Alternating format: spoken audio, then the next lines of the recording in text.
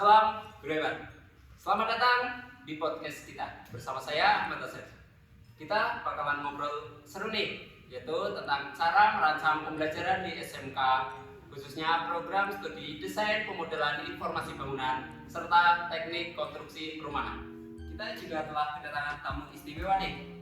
Di sini ada Bu Sinta dan Bu Ulfa sebagai praktisi, serta ada Bu Galuh dan Bu Nafa sebagai akademisi.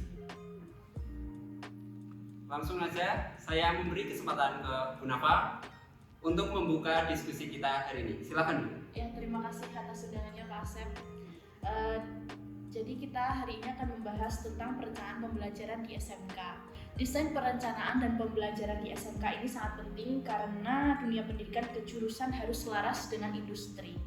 SMK jurusan teknik konstruksi dan perumahan juga desain pemodelan dan informasi bangunan ya khususnya. Itu kemampuan yang harus disiapkan oleh siswa, keterampilannya itu harus relevan dengan standar industri yang terus berkembang.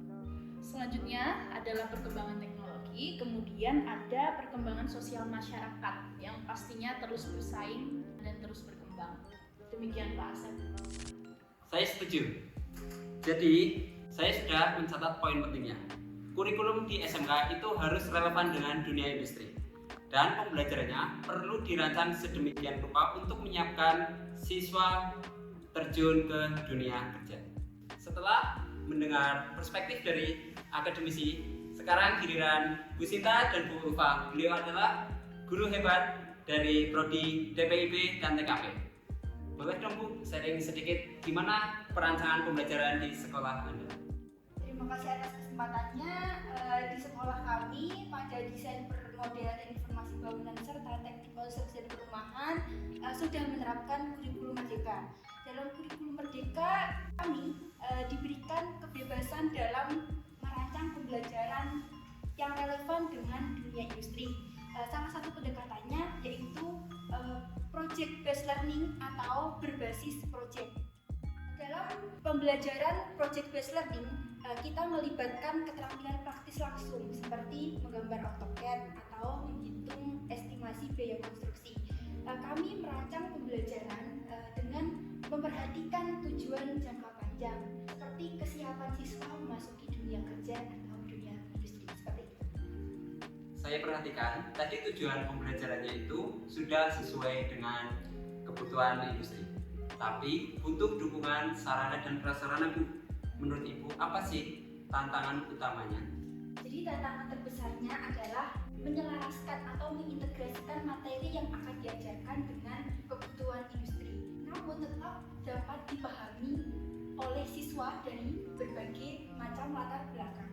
Kami berusaha untuk terus berinovasi dan menggunakan teknologi serta metode pembelajaran yang menarik agar siswa itu tetap termotivasi. Namun pelaksanaan di lapangan masih terkendala oleh sarana atau prasarana. Dalam kurikulum merdeka, kami memungkinkan untuk lebih mengintegrasikan teknologi dan pembelajaran. Seperti siswa membuat gambar kerja dimulai dari desain awal hingga ke tahap siap pembangunan. Semua itu perlu keterampilan praktis yang dibutuhkan ketika nanti di dunia industri. Sehingga SMK itu harus memperbarui perangkat belajar seperti perangkat lunak yang menyesuaikan dengan kebutuhan industri. Selain itu kami mengalami tantangan dalam hal implementasi, terutama dalam kurikulum merdeka ini dalam BSKAP atau Badan Standar Kurikulum dan Asesmen Penilaian nomor 32 tahun 2024 itu pedoman dari BSKAP kurang rinci dan kurang jelas seperti itu. Setelah kita mendengarkan pengalaman guru yang hebat ini, sekarang saya ingin tanya ke Ibu Galuh. Gimana sih teori dan regulasi pendidikan agar bisa optimal dalam merancang pembelajaran di SMK? Terima kasih atas pertanyaannya Pak Asep. Untuk yang sudah diterapkan saat ini yaitu itu sudah menerapkan kurikulum merdeka. Nah, di dalam kurikulum merdeka di latar belakangnya adanya pendidikan berfokus pada kesadaran. Nah, sehingga sehingga dalam proses perencanaan pembelajaran guru-guru dapat berinovasi dalam menguraikan tujuan pembelajaran yang ada di SMK. Terlebih banyak pertimbangan ketika kita akan merencanakan tujuan pembelajaran di kelas. Terutama di pendidikan kejuruan ini yaitu dengan mempertimbangkan kompetensi yang dibutuhkan di dunia industri, sehingga sesuai dengan apa yang sudah dirumuskan oleh BSKAP yaitu nomor 32 tahun 2024. Di sana hanya membatasi hanya dalam capaian pembelajaran saja. Nah, sehingga Bapak Ibu dapat menuangkan kreativitas dan inovasi untuk merencanakan tujuan pembelajaran sesuai dengan kebutuhan peserta didik masing-masing sekolah, sesuai dengan kemampuan sarana prasarana sekolah, sesuai dengan kompetensi yang akan dibutuhkan di industri atau dunia kerja. Sehingga dalam merancang tujuan pembelajaran yang pertama, Bapak Ibu harus memperhatikan yaitu kompetensi yang akan dituju. Yang kedua yang harus diperhatikan adalah ruang lingkup materi belajar. Di dalam ruang lingkup materi belajar ini juga di dalamnya kan untuk memilih model pembelajaran seperti yang relevan yaitu project based learning, program based learning, dan mempertimbangkan sumber belajar dan sarana belajar siswa. Seperti itu. Terima kasih Bu Galang atas penjelasannya. Izin menanggapi Bapak Ibu sekalian, fakta di lapangan capaian pembelajaran dalam kurikulum merdeka dirancang dengan fleksibilitas yang tinggi. Namun pada praktiknya beberapa sekolah mengalami kesulitan menyesuaikan JP dengan kebutuhan dunia industri karena kurangnya panduan operasional yang lebih rinci, Bu. Fleksibilitas yang diberikan malah menjadi kendala atau kesulitan karena tidak semua sekolah bisa menerjemahkan atau menginterpretasikan ke dalam tujuan pembelajaran yang lebih konkret. Fakta di lapangan seperti itu, Bu. Oh iya, baik Bu, terkait untuk penerapan di lapangan memang proses penerapan itu memang tidak sesingkat itu, tidak sekali diterapkan langsung perfect semuanya, sehingga diperlukan untuk kemauan guru untuk meningkatkan kompetensi secara pedagogik, yaitu pedagogik kan untuk merencanakan, merancang, melaksanakan, juga mengevaluasi. Baik, saya simpulkan. Regulasi pendidikan jadi dasar agar SMK tetap relevan di dunia industri. Kita tahu bersama bahwa kurikulum merdeka itu sangat fleksibel, tapi kurangnya panduan membuat persiapan siswa untuk terjun ke dunia industri itu menjadi kurang maksimal. Sekarang saya ingin mendengar pengalaman dari Ibu Sita. Dalam pembelajaran berbasis proyek, gimana nih cara Ibu menumbuhkan minat siswa? Baik, terima kasih untuk pertanyaannya. Saya sebagai guru untuk menarik dan menumbuhkan minat siswa, pembelajaran harus relevan dengan kehidupan sehari-hari mereka. Saya berusaha untuk tidak hanya sekedar teori, tapi saya juga menunjukkan lingkungan sekitar mereka sebagai sumber belajar mereka. Contohnya, mereka diajak untuk membuat desain bangunan atau menghitung biaya estimasi konsumsi berdasarkan studi kasus yang ada dan nyata di sekitar lingkungan mereka. Contoh lainnya, misal untuk bagian statika bangunan, contohnya saya bisa mengajak mereka untuk mengenali elemen-elemen struktur dengan melihat struktur yang ada di dalam kelas, seperti contohnya struktur atap, kolom, balok. Jadi mereka punya pengalaman lebih nyata bukan hanya sekedar teori. Menurut saya, Bu, itu salah satu cara yang efektif untuk membuat siswa merasa terlibat. Nah, kalau misalkan ada siswa yang kurang tertarik dengan materi, gimana caranya? Baik, terima kasih atas pertanyaannya, Pak.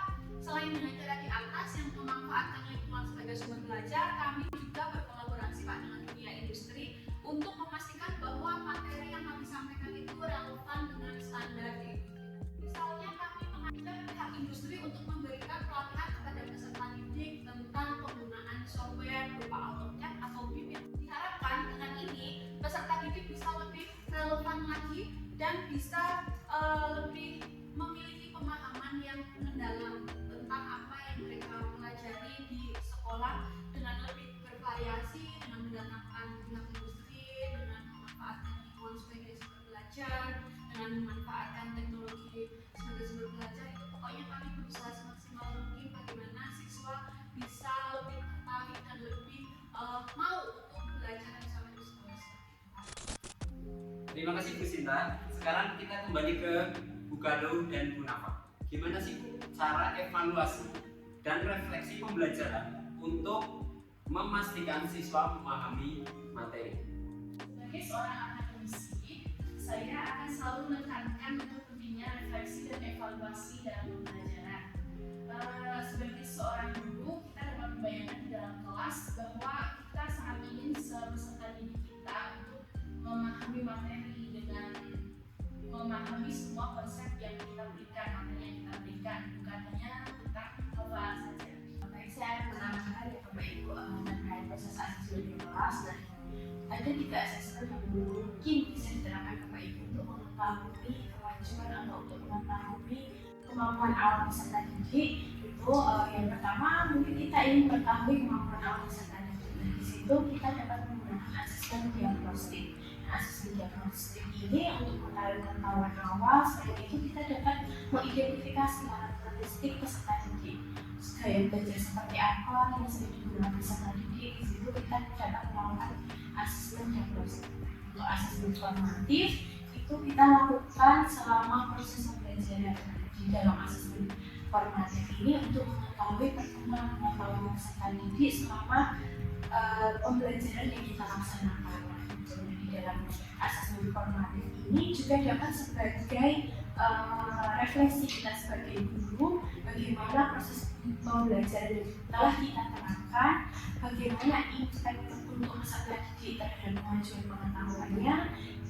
Nah, untuk asesmen formatif itu dilakukan pada akhir pembelajaran. Akhir pembelajaran itu untuk menilai hasil dari asesmen formatif yang sudah dilaksanakan. Nah, itu kan kita khususnya kalau ketika kita menggunakan model project based learning ya, itu kan di sana ada revisi, konsultasi, revisi.